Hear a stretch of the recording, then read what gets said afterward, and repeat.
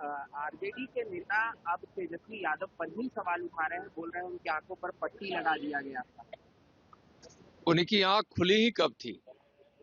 इसलिए कि उन्होंने जो अपना बचपन देखा था, ऐशो आराम में देखा था, भले ही घोटाले के ही पैसे से, लेकिन एक बचपन जो बिहार के परिवेश में कहते हैं कि मिट्टी में खेल कर बीतता है, उसको मिट्टी की सुगंध भी भाती है और उसको मिट्टी का अनुभव भी होता है।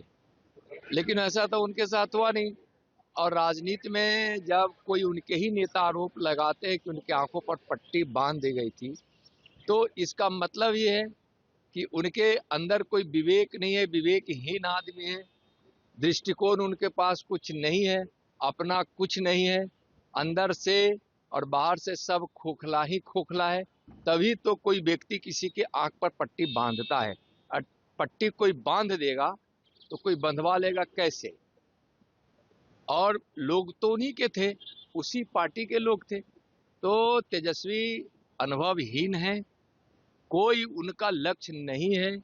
सत्ता सिर्फ उनको अपने सुख और परिवार के सुख के लिए चाहिए, धन संपत्ति अर्जित करने के लिए चाहिए। तो वह परिवारवादी परिवेश में जीने वाले और तुष्टिकरण की नीति के चादर ओढ़ कर बचपन से अभी तक जो जिया है, वह व्यक्ति का विचार वैसा ही होगा जो विचार तेजस्वी का है। सर, आज इनकाउंटर जैसे कि मैं सो रहा हूँ तो पिताजी को जगाना है मुझे, तो वो डायरेक्ट उठाने के बजाय, और हिंसा की परंपरा मेरे यहाँ नहीं थी सौभाग्य से, तो वो क्या करते थे कि उस कमरे में आ जाएंगे या बाहर से गुजरेंगे और चौपाई बोलेंगे, प्रात काल उठ के रघुनाथा